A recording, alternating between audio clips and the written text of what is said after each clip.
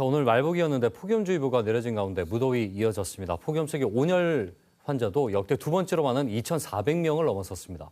막바지 무더위가 이어지면서 온열 환자 발생도 멈추지 않고 있는데 완전히 더위가 가실 때까지 방심하면 안 되는 온열 질환 예방과 관리 오늘 짚어보겠습니다. 동아대병원 한성호 가정의학과 교수와 함께합니다. 예, 교수님 오랜만입니다. 어서 오십시오. 안녕하십니까. 교수님 뵐 때마다 저희가 항상 코로나19에 대한 아픔이 떠오르는데 마침 또 또 코로나19가 그렇네요. 예. 걱정입니다. 뒤에 좀 얘기를 해보고 예, 일단 예. 온열 질환부터 얘기를 해보죠.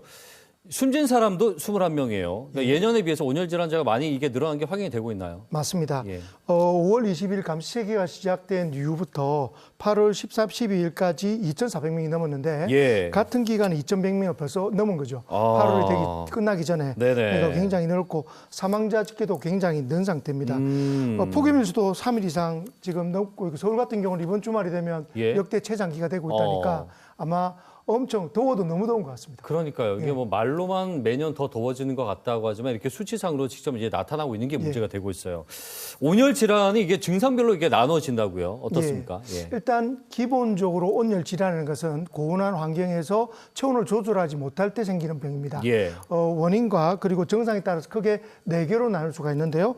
첫 번째는 피로감, 무력감이 주로 생기는 열피로, 그리고 근육의 경련이나 통증이 발생하는 열경련, 그리고 과단땀이나 어지러움, 두통, 메스꺼움이 생길 수 있는 열탈진, 예. 그리고 특히 이제 마지막으로 열탈진이 악화된 상태로 아주 이제 체온이 조절 마비가 되는 그 열사병의 경우에는 예. 체온이 40도 이상 오르고요. 그리고 의식곤 및 경련, 그리고 심하면 사망에 이를 수 있는 응급질환으로 분류됩니다. 그러니까 단계별로 이게 그 종류별로도 나뉘지만 열사병이 마지막 단계. 그렇죠. 가장 심한 단계로 말합니다. 그렇군요. 예.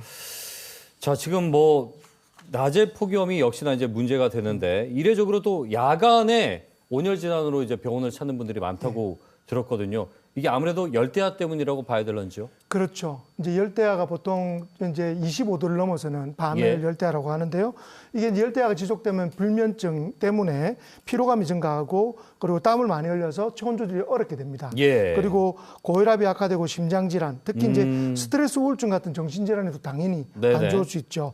마지막으로 이제 이 수면 부족과 이런 스트레스 때문에 면역력이 떨어지기 때문에 예. 요즘같이 코로나19가 또 이렇게 재확산하고 있는 단계에서는 이런 감염 위험도 역시 높아지게 됩니다. 이 기본적으로 온열 질환이라는 것이 체온을 조절하는 몸의 기능이 떨어졌다는 건데 그러면은 아무래도 몸에 뭔가 이상 징후, 전조 증상들이 나타날 거란 말이에요. 요즘같이 그냥 걷기만 해도 서 있기만 해도 뭐 땀이 나고 하니까 그런 증상들을 좀 빨리 눈치를 챌 수 있는 그런 전조 증상들은 어떤 것들이 있겠습니까? 일단 뭐 무더위 환경에서 뭐 어지럼증이나 피곤함이나 이런 게 생긴다면 일단 가벼운 온열 질환일 확률이 높습니다. 그런데 서늘한 곳에 가셔서 뭐 충분히 물도 먹고 충분히 쉬었는데도 불구하고 예. 땀이 계속 나거나 어지럼증이나 두통 같은 증상이 지속된다면 네. 온열 질환의 가능성이 높기 때문에 적절한 조처가 꼭 필요할 것 같습니다. 그렇군요. 일단은 시원한 곳에 이동을 했는데도 그 증상이 쉬었는데도 계속 이어진다면 문제는 뭐 바로바로 병원을 갈 수 없는 분들도 많기 때문에요. 그러니까 증상별로 이제 간단한 대처법이나 집에서 할 수 있는 것들은 어떤 것들이 좀 있겠습니까? 가장 중요한 것은 일단 서늘한 곳에 가시는 겁니다. 네. 더운 환경을 피하시고 선한 장소에서 편안한 자세로 수분, 물을 많이 섭취하는 것이 예. 중요합니다. 그리고 냉수 마사지나 또는 선풍기 또는 에어컨 같이 체온을 떨어뜨리는 것도 중요하고요. 열경련 같은 이제 경련이 날 때는 가벼운 마사지도 도움이 될 수 있습니다. 그리고 이제 열사병의 경우에는 체온 조절이 안 되기 때문에 고온이 되고 의식이 혼미해질 수 있지 않습니까? 예. 이런 경우는 빨리 체온을 낮추는 그러니까 뭐 얼음 냉찜질 한다든지 네네. 하면서 제일 중요한 것은 의료기관에 빨리 후송하는 것이 중요합니다. 그래서 119 후송을 적극적으로 빨리 조치하는 것이 중요합니다. 그러니까 열사병 단계라면 이건 이제 집에서 물 마시고 그냥 시원한 곳에 있다고 해서 해결될 것이 안 되죠. 보통 아니니까. 사실은 발견되는 경우가 많습니다. 어르신들이 이제 네. 논밭에서 일하시다가 가보면 몸이 불덩이처럼 뜨겁고 의식이 없는데 그럴 때는 빨리 그늘로 가서 물로 좀 식히고 그리고 119를 빨리 후송하는 그런 좀 즉각적인 응급처치가 필요하다고 생각합니다. 온열 질환의 이제 증세가 나타났을 때 시원한 물을 마시라는 것이 이제 정말 찬 물을 그냥 많이 마셔도 되는 건지. 이게 중요한데요. 좀, 네네. 찬물을 먹는 게 당장은 도움이 되는데 네. 사실은 찬물을 많이 마시게 되면 또 장이 탈이 납니다. 그렇기 그렇죠, 때문에 그렇죠. 뭐 아주 뭐 심한 정도가 아니라면 예. 원래는 미온수로 먹는 걸 원칙적으로 권고를 해드리고요. 네, 그리고 네. 또 하나는 열사병 같이 의식이 없는 분들은 억지로 물을 드시게 하면 안 됩니다. 그래요? 그러면 이제 기도로 이게 잘못 들어가서 소화 그렇죠. 자체가. 이제 위로 들어가는 게 아니라 호흡기로 들어가서 네. 또 다른 문제를 만들고 폐렴을 만들 수도 있기 때문에 억지로 물을 먹이는 것이 아니라 예. 의식이 있을 때 물을 먹는 것을 시도하는 것이 좋습니다. 그렇군요. 핵심은 수분을 보충한다는 개념이지 이게 예.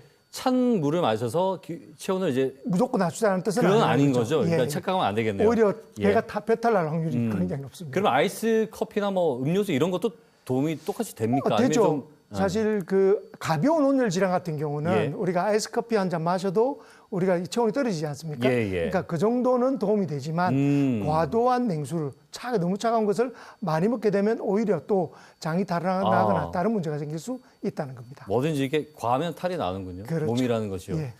그리고 무엇보다 이제 이거 재취약계층이라든지 또 노약자분들, 지병이 있는 분들도 온열 질환에 더욱 주의를 해야 될 텐데 어떤 분들이 특히나 좀 조심하는 게 좋을까요? 가장 중요하게 생각하는 것이 노약자라는 말은 노인과 어린이들은 체온 조절을 원래 생리적으로 하기 힘든 예. 체질을 가지고 있습니다. 그리고 이제 심장병이나 고혈압 환자 그리고 천식 같은 만성 질환자들은 훨씬 더 취약하고요. 비만이 또 심해서 고도비만 환자들도 체중이 많이 나가서 조절에 어려움이 있을 수 있고 예. 이뇨제, 항우울제 같은 특정 약물은 이게 소변 배출을 어렵게 하거나 네. 또는 땀이 안 나게 할 수 있는 위험성도 있기 때문에 조심하셔야 됩니다. 네. 마지막으로 운동선수나 또는 건설 노동자 같이 어쩔 수 없이 이런 고온 환경에 노출되는 사람은 탈수나 체온 상승으로 굉장히 온열에 취약하기 때문에 이런 분들 미리 예방하는 것이 아주 중요할 것 같습니다. 그렇군요. 자, 주거 환경이 열악한 취약계층들, 특히나 네. 집의 환경에 그러니까 온도를 어떻게 유지를 해야 되고 또 마음대로 안 되는 분들이 있어요. 이런 분들 또 걱정이거든요. 어떻게 보십니까? 사실은 굉장히 오늘 그 리포팅에도 있었던 것처럼 제일 그런 분들이 제일 걱정이죠. 네, 이런 더울 네. 때는 고온다습한 환경에 노출될 확률이 굉장히 높고요. 특히 이제 이렇게 취약계층 분들이 고령의 기저질환을 가진 분들이 굉장히 많습니다. 예. 그리고 건강 상태가 좋지 않은 분들도 많고요. 그래서 이런 분들은 선풍기와 같은 냉방기기를 좀 적극적으로 좀 이렇게 제공했으면 하고요. 네. 무더위 대피소라고 곳곳에 설치되어 있습니다. 예. 경로당이나 이런 곳곳에 시설들이 있기 때문에 낮 시간대는 그런 곳에서 제일 더울 때는 좀 그런 곳을 활용하는 좀 것을 피해서. 그렇죠. 그렇죠. 피해서 활용하는 것이 좀 필요하고요. 예. 이곳에 혹시 그런 사람이 있는지 그런 분들이 있는지 또 따뜻한 시선으로 바라보는 그렇죠. 그런 관심도 지금은 필요할 것 같습니다. 우리가 뭐 겨울에만 그렇게 것이 아니고요. 그러니까 온정의 손길이라는 건 사실 이제 여름에도 이제는 좀 잘 살펴볼 맞습니다. 때가 된 것 같아요. 그 온열 질환 예방법이라고 할까요? 지금 조금 전에 이제 집 안에 이제 환경을 말씀해 주셨는데 기본적으로 운동이라든지 또 먹는 것들 어떻게 좀 하는 것이 좋겠습니까? 일단 온열질환을 예방하기 위해서 물을 평소에 많이 먹는 습관하는 게 중요합니다. 물을 많이 충분히 마시고요. 가장 더운 시간인 12시부터 오후 3시까지. 예. 이 시간에는 가급적 외부 활동을 좀 자제하시고 예. 무더기 외부 활동을 할 때는 자주 휴식을 취해서 체온을 좀 낮추는 것이 예. 중요합니다. 그리고 이제 모자나 선크림 잊지 말고 꼭 챙기시고 요즘 양산도 네. 들고 다니시면 이게 그늘을 만들어주기 때문에 도움이 될 수 있습니다.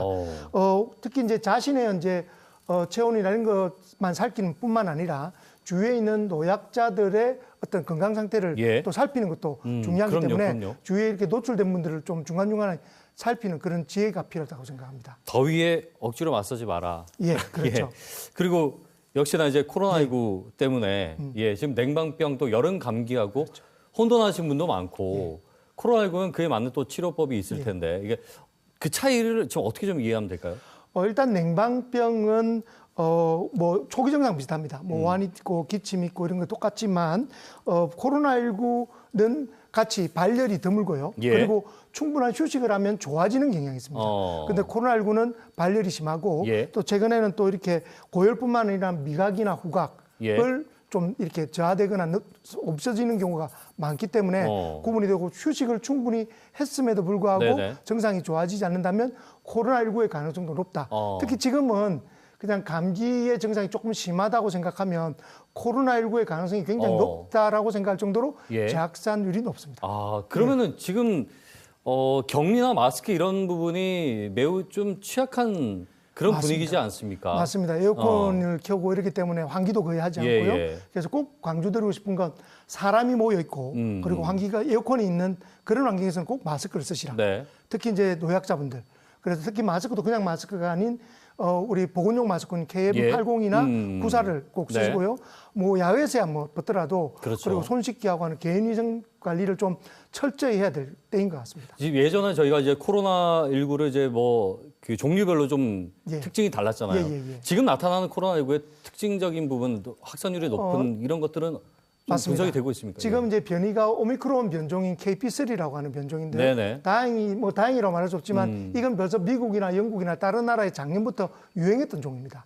그래서 이게 굉장히 치명률도 낮기 때문에 예. 감기지만 노약자한테는 중증화될 수도 있고 치명률도 높을 수 알겠습니다. 있다. 기억하셔야 될 것 같습니다. 오늘 말씀 잘 들었습니다. 고맙습니다. 예, 고맙습니다. 네, 동아대 한성호 교수와 함께 얘기 나눠봤습니다.